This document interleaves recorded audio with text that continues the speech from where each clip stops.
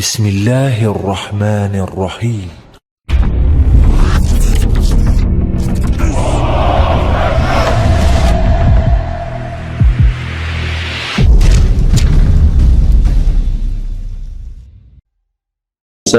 Kisah Islami yang ada dalam Al-Quran, yaitu kisah Nabi Yakub alaihissalam dan teladannya.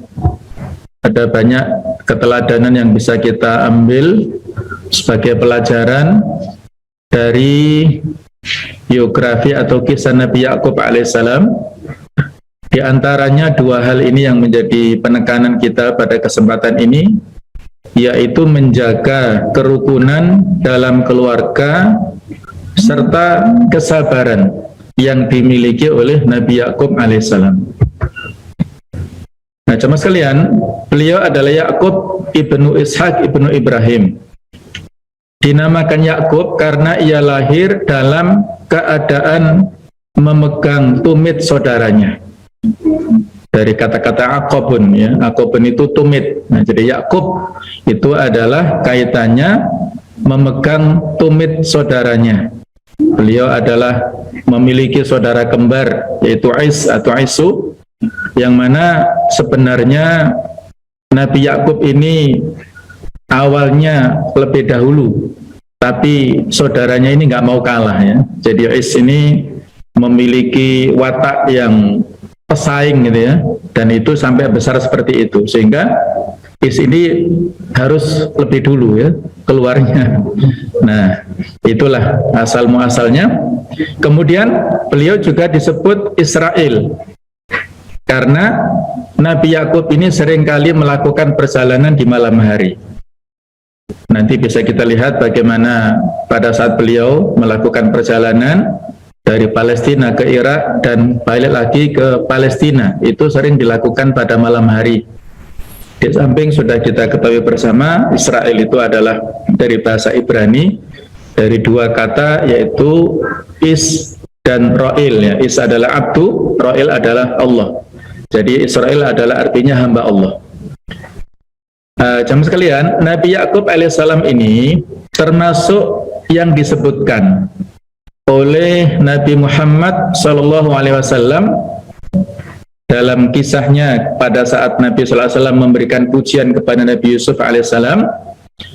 Jadi Nabi Yusuf itu adalah Al-Karim, Ibnul Karim, Ibnul Karim, Ibnul Karim. Maksudnya apa? Ya, Karim itu adalah mulia. Jadi Nabi Yusuf adalah seorang yang mulia, putra dari seorang yang mulia, putra dari orang yang mulia, dan putra dari yang mulia. Jadi luar biasa, ya, Nabi Yusuf ini. Ayahnya adalah seorang rasul, seorang nabi. Kemudian kakeknya Ishak adalah seorang nabi, dan di atas kakek buyutnya. Nah, buyutnya Nabi Ibrahim adalah seorang nabi. Itulah pujian Nabi Muhammad kepada Nabi Yusuf alaihissalam. Dalam Al-Quran, nama Yakub ini disebutkan sebanyak 16 kali. Ada di surat Al-Baqarah di 4 ayat ini, kemudian di surat Ali Imran ayat 84, surat An-Nisa 163, kemudian surat Al-An'am ayat 84, surat Hud ayat 71, surat Yusuf ayat 6, 38 dan 68, surat Maryam ayat 6 dan 49, surat Al-Anbiya ayat 72, Al-Ankabut 27 dan Shad 45. Kalau kita total ini sejumlah 16. Nah, jemaah sekalian, Allah Subhanahu wa taala di ayat-ayat tersebut menceritakan kepada kita, menyebutkan 3 bagian dari kisahnya. Jadi ceritanya tidak utuh, tapi hanya disebutkan 3 episode dari kehidupan Nabi Yakub ini. Yang pertama adalah berita gembira tentang kelahiran Nabi Yakub disampaikan oleh para malaikat kepada kakeknya Ibrahim dan Sarah, yaitu neneknya. Ada di surat Hud ayat 71, wa mra'atuhu qa'imatun fadhahikat fabasyarnaha bi Ishaqa wa min wara'i Ishaqa Yaqub. Ini sudah kita sampaikan ya pada kisah Ishak pekan lalu, dan sebelumnya adalah pada kisah Ibrahim, yang artinya dan istrinya, istri Nabi Ibrahim yaitu Sarah ini berdiri di balik tirai, lalu dia tersenyum pada saat kedatangan malaikat. Maka kami sampaikan kepadanya berita gembira tentang kelahiran Ishak dari rahim si Sarah ini, dan dari Ishak akan lahir putranya yaitu Yakub. Jadi sudah ditentukan, sudah diberitakan, walaupun belum terjadi, tapi ini adalah merupakan nubuat ataupun berita ya, prediksi kenabian yang itu adalah akan terjadi pada waktu-waktu akan datang. Yang kedua, bahwasanya Allah Ta'ala menyebutkan kisah Nabi Yakub ini pada saat setelah itu tanpa mengisyaratkan namanya, berada di rangkaian kisahnya Nabi Yusuf alaihissalam. Nanti sesudah ini adalah kisah Nabi Yusuf. Nah, di sela-sela itu ada kisah tentang Yakub ini, bagaimana kesabarannya. Di surat Yusuf ayat 18 Allah berfirman, waja'u ala qamisihi bitamin kadhib qala bal sawwalat lakum anfusukum amra fasabrun jamil wallahul musta'anu ala ma tasifun. Saudara-saudaranya Nabi Yusuf ini, mereka datang membawa baju gamisnya yang berlumuran darah dengan darah palsu. Jadi seolah-olah dikatakan ya, Nabi Yusuf itu dimakan oleh serigala di hutan, padahal dimasukkan ke sumur. Itulah makar di budaya yang dilakukan oleh saudara-saudaranya Nabi Yusuf. Qala, Nabi Yakub berkata, jadi kata-kata nama Yakub tidak disebutkan, hanya disebutkan orang ketiga tunggal saja. Tapi yang dimaksud adalah Nabi Yakub di sini. Bal sawwalat lakum anfusukum amra. Sebenarnya dirimu sendirilah yang memandang baik perbuatan yang buruk itu.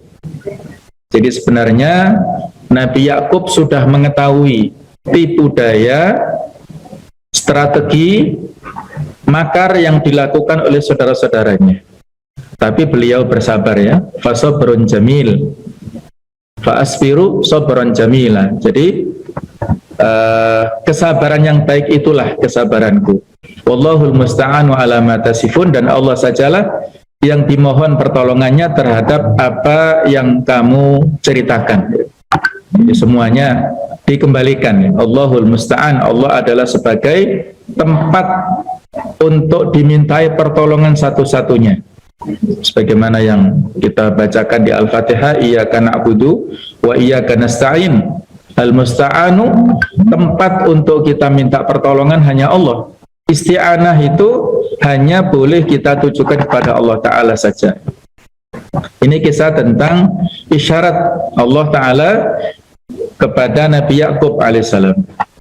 Kemudian yang ketiga, Allah nantinya juga menyebutkan wasiatnya saat ia mau meninggal. Ini sudah kita singgung pada saat kisah Nabi Ishak pekan lalu ya. Jadi surat Al-Baqarah ayat 133, am kuntum syuhada'a idh hadara Yaqub al-maut idh qala li banihi ma ta'buduna min ba'di qalu na'budu ilahaka wa ilaha abaika Ibrahim wa Ismaila wa Ishaqa ilahu wahida wa nahnu lahu muslimun.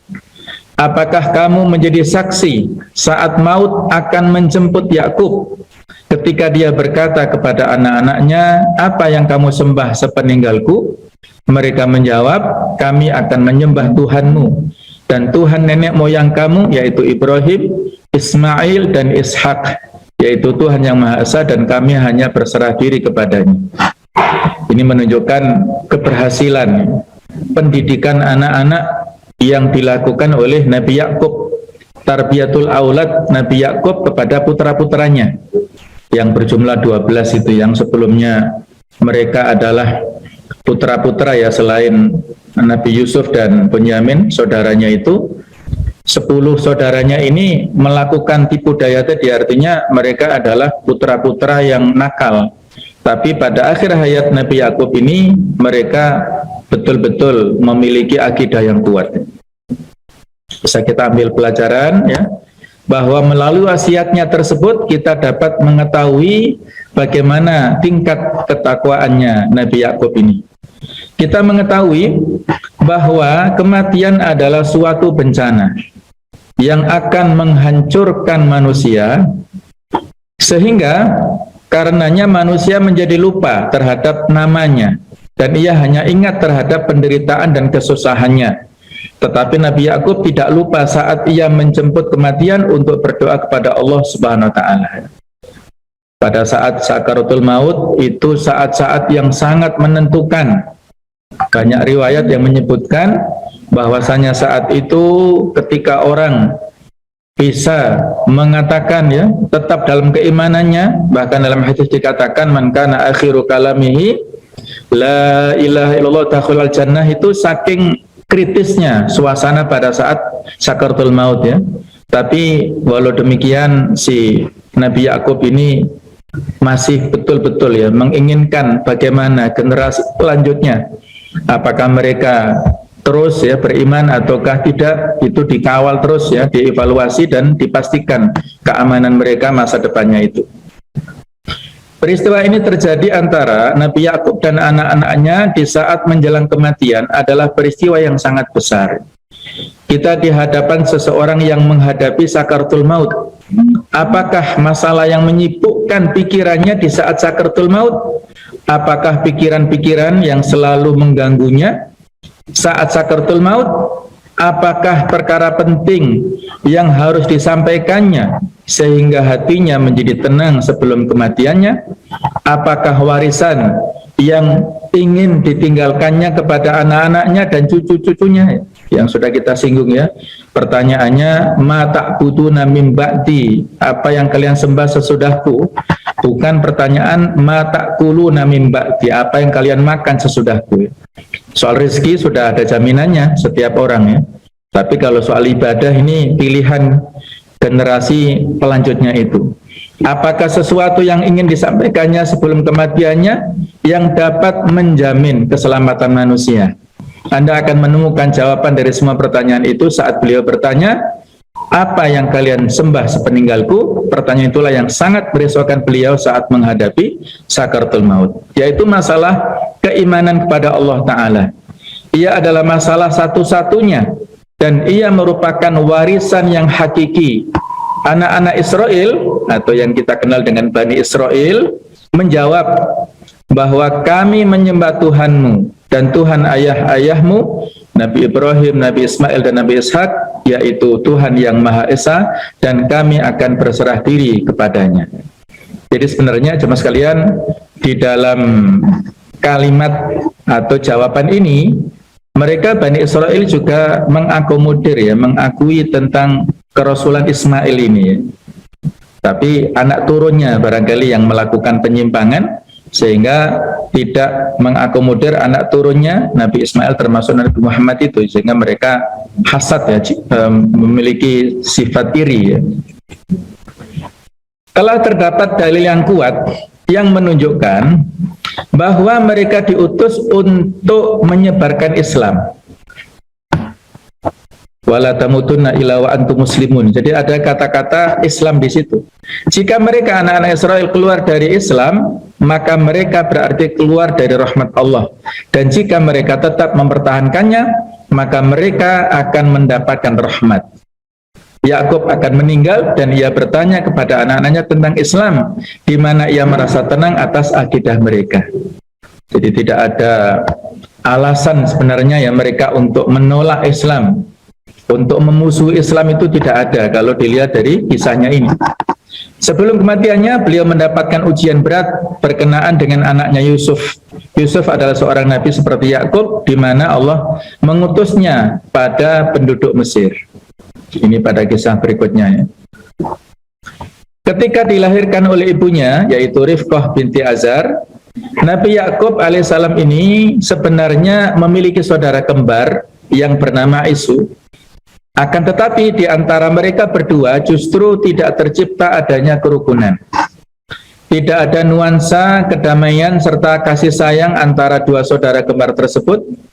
Isu bahkan disebutkan mulai menaruh sifat dengki dan iri hati terhadap Yakub. Pasalnya, Isu merasa bahwa sang saudara kembar lebih disayangi ibunya daripada dirinya sendiri. Kebencian itu semakin memuncak kala ia mendapatkan kabar bahwa Yakub sudah diajukan Rifqah untuk didoakan dan diberkahi oleh Nabi Ishak selaku ayah.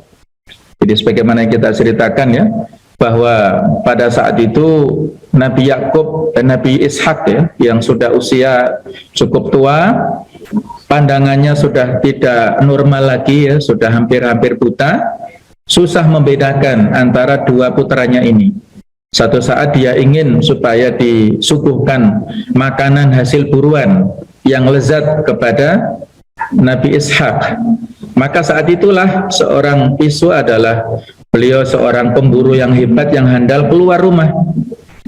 Nah, pada saat keluar rumah itulah ibunya atau Rifqah ini mengantarkan si Yakub ini dengan memakai bajunya saudaranya, kemudian memberikan makanan kepada ayahnya.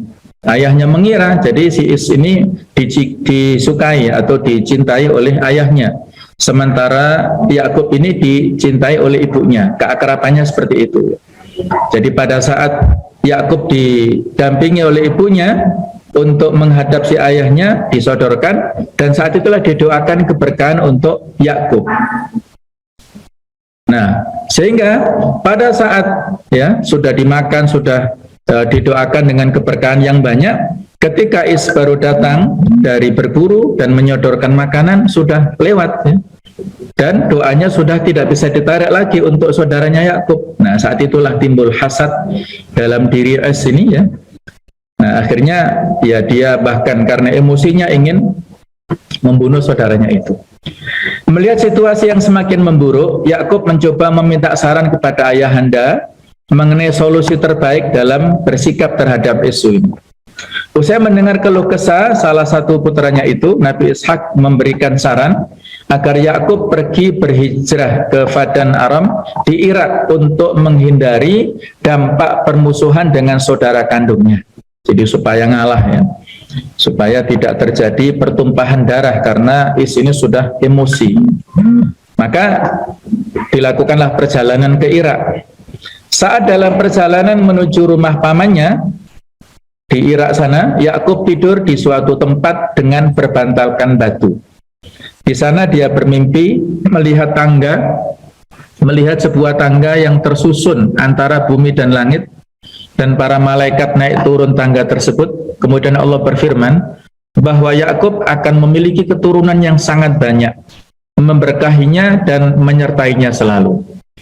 Setelah bangun, Yakub menjadikan batu yang digunakan untuk alas kepala menjadi sebuah tugu dan menuangkan minyak di atasnya, kemudian menamai tempat itu Betel, nantinya menjadi Baitul Lahim atau Bethlehem itu ya. Yakub juga bernazar apabila bisa kembali pulang ke rumah Ishak dengan selamat, dia akan mendirikan rumah ibadah untuk Allah di tempat Yakub mendirikan tugu. Juga akan memberikan 1/10 dari seluruh rezeki yang Allah karuniakan kepadanya. Inilah nazar ataupun azam ya dari seorang Yakub pada saat itu, dan insya Allah nantinya juga akan dipenuhi oleh beliau. Akhirnya, jemaah sekalian, pergilah Yakub ini ke negeri Irak, dan di sana ia menemui saudara ibunya yang bernama Laban. Kelak, dua anak Laban, yakni Leah dan Rahel, dijadikan istri oleh Nabi Yakub alaihissalam. Dari istrinya Rahel itulah kemudian lahir Nabi Yusuf. Jadi syariat pada saat dulu beda dengan sekarang ya. Kalau syariat Nabi Muhammad tidak boleh mempertemukan dua saudara ya, wa antajma'u bainal ukhtaini illa ma qad salaf ya. Jadi seorang putri dan mbaknya atau adiknya tidak bisa dinikahi bersama-sama. Tapi pada saat dulu belum ada syariat seperti ini ya. Jadi syariat dulu direvisi oleh yang sekarang ini. Sebagai seorang ayah yang baik, keteladanan yang juga bisa diambil hikmahnya dari kisah Nabi Yakub alaihissalam diantaranya adalah ia mendidik anak-anaknya dengan pendidikan yang bagus. Selain itu, ia juga memberikan nasihat dan menyelesaikan masalah mereka dengan bijak. Solusi-solusi yang diberikan itu adalah solusi yang bijak. Nah, di Mesopotamia, yaitu di Irak, Yakub kemudian sampai dan tinggal di rumah Laban ini yang berada di Haran. Laban memiliki 2 putri yang sulung bernama Leah dan yang bungsu bernama Rahel. Yakub melamar Rahel dan Laban menerima pinangan. Diingat-ingat ya nama-namanya. Rahel ini putri keduanya. Jadi yang dipinang oleh Yakub itu putri kedua si Laban ini, yaitu namanya Rahel, dan itu adalah ibu dari Nabi Yusuf. Ya. Menerima pinangan tersebut dengan syarat Yakub mau bekerja menjadi penggembalanya selama 7 tahun. Jadi harus ngamulo dulu ya, harus bekerja selama 7 tahun, tidak digaji ya. Jadi harus mengabdikan pada si Laban ini, menggembala selama 7 tahun. Nah, saat waktu 7 tahun telah usai, diadakanlah pesta pernikahan dan Laban menikahkan Leah dengan Yakub. Jadi yang dilamar tadi itu adalah Rahel. Ternyata yang dinikahkan adalah mbaknya ini. Nah, di pagi harinya barulah Yakub tersadar kalau dia tidak dinikahkan dengan Rahel tapi dengan Leah. Dan akhirnya Yakub meminta penjelasan pamannya tersebut ya, klarifikasi tabayun. Kok yang dikasih adalah mbaknya bukan adiknya. Maka Laban mengatakan, kalau menikahkan anak yang muda padahal yang tua belum menikah bukanlah tradisi di tempat tersebut ya. Jadi rupanya dari dulu sudah ada ya, mbaknya harus dulu ya. Nah, adiknya nggak boleh nyusul atau nggak boleh mendahului. Laban kemudian melanjutkan bahwa dia akan menikahkan Rahel dengan Yakub jika dia bersedia bekerja lagi untuknya 7 tahun lagi. Nah, jadi 14 tahun ya. Nah, seolah-olah jadi maharnya lah itu. Jadi harus kerja lagi. Nah, Yakub menyanggupi dan akhirnya Rahel juga menjadi istri Yakub setelah 7 tahun berikutnya. Laban juga memberikan seorang budak perempuan bernama Zilpa sebagai pelayan Leah dan Bilha sebagai pelayan Rahel. Jadi rupanya Laban ini juga seorang kaya raya di sana ya. Nah, jamaah sekalian, Yakub lebih mencintai Rahel dari Leah. Tetapi Rahel mandul. Jadi soal hati lah ya. Hati ini nggak bisa dipaksa. Walaupun ini poligami harus adil, tapi rupanya Yakub ini lebih cinta kepada Rahel daripada Leah. Namun faktanya Rahel mandul saat itu ya, belum ada tanda-tanda kesuburan. Di sisi lain, Leah ini melahirkan beberapa putra, yaitu Ruben, kemudian Simon, Lewi, dan Yehuda. Rahel merasa cemburu dengan kakaknya dan kemudian memberikan Bilha sebagai selir atau istri untuk Yakub. Jadi budaknya tadi disuruh ya untuk memperistri ya, dinikahi sekalian. Tradisi seorang wanita memberikan budak perempuannya untuk dijadikan selir suaminya dapat disamakan dengan praktek ibu pengganti pada masa modern. Nah, saat budak tersebut melahirkan, maka anaknya juga akan dianggap secara hukum sebagai anak sang nyonya. Bilha kemudian melahirkan 2 orang putra yang bernama Dan dan Naftali. Leah kemudian menjadikan Zilpa sebagai selir atau istrinya Yakub. Jadi sekalian ya, 4 berarti totalnya ya.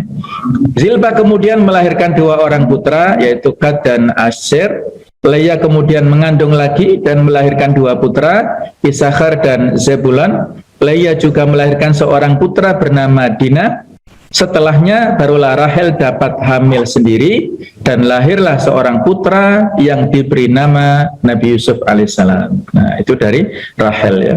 Termasuk Benyamin nanti dari Rahel juga. Keberadaan Yakub menjadikan harta keluarga Laban diberkahi Allah Ta'ala sehingga hartanya menjadi berkembang pesat. Saat Yakub berencana kembali ke Palestina, Laban sebenarnya enggan melepaskannya. Yakub meminta upah dari pekerjaannya selama ini. yakni kambing domba yang hitam, berbintik-bintik dan belang-belang dari hewan ternak Laban. Laban menyetujuinya. Tetapi anak-anak Laban kemudian mengambil hewan-hewan ternak dengan ciri-ciri seperti itu dan membawanya pergi sejauh perjalanan 3 hari. Sedangkan hewan ternak yang tersisa dibiarkan dipelihara oleh Yakub. Jadi rupanya ada hasadnya ya dari anak-anaknya ini.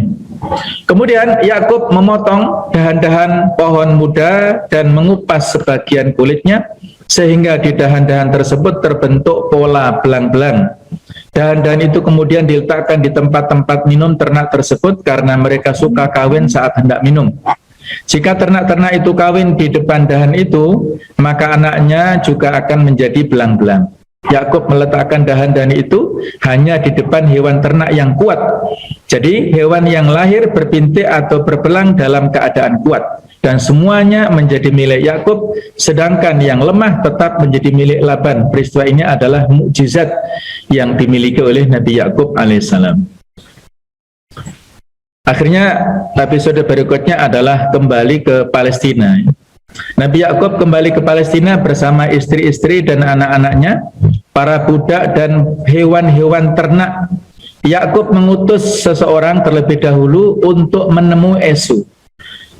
Tetapi saat kembali, utusan tersebut menyatakan bahwa Esau sedang dalam perjalanan menemui Yakub, diiringi 400 orang. Wah, ini mau apa ini ya? Apakah mau perang atau mau balas dendam apa ya? Merasa takut, Yakub kemudian membagi kafilahnya menjadi 2 rombongan agar bila yang satu diserang, yang lain dapat selamat. Nah, jemaah sekalian, satu malam Nabi Yakub ini menyeberangkan kafilahnya melewati sungai Yabok atau diidentifikasikan dengan sungai Zarqa, meninggalkan Yakub seorang diri. Kemudian Yakub bergulat dengan seorang laki-laki tak dikenal, dan laki-laki itu memukul sendi pangkal paha Yakub. Setelahnya laki-laki itu menanyakan nama Yakub dan Nabi Yakub menjawabnya. Laki-laki itu melanjutkan bahwa nama Yakub sekarang adalah Israel. Itulah sebabnya keturunan Yakub kemudian disebut dengan Bani Israel. Yakub balik menanyakan nama laki-laki tersebut, tetapi dia tidak menjawab dan pergi. Yakub kemudian tersadar bahwa lelaki itu sebenarnya adalah malaikat yang diutus Allah Ta'ala. Allah alam apa maksudnya, tapi bukan dalam rangka menyakiti ya, mungkin dalam rangka untuk memberi ya latihan lah kepada Yakub ya, Allahu alam. Nah, setelah kafilah Yakub melanjutkan perjalanan, mereka kemudian bertemu rombongan Esau ini. Yakub kemudian bersujud sebagai bentuk penghormatan, dan Esau kemudian memeluk Yakub dan mereka saling bertangisan. Nah, happy ending ternyata ya. Jadi yang namanya saudara ya, saudara, walaupun mungkin sebelumnya ada permusuhan, tapi ternyata ketika Nabi Yakub saat itu merendahkan dirinya ya di hadapan saudaranya, maka bisa dimaafkan. Para istri selir dan anak-anak Yakub juga ikut memberikan sujud penghormatan kepada ya berarti kepada saudara iparnya ini ya. Yakub kemudian memberikan sebagian hewan ternaknya pada Esau sebagai hadiah. Awalnya Esau menolak, tetapi kemudian menerima setelah didesak Yakub berulang kali.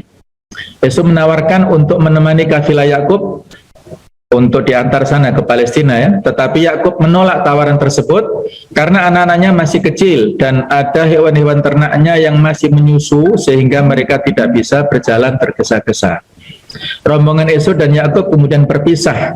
Yakub kemudian membeli tanah di Sichem, sudah masuk kawasan Palestina dan mendirikan kemah-kemahnya di sana.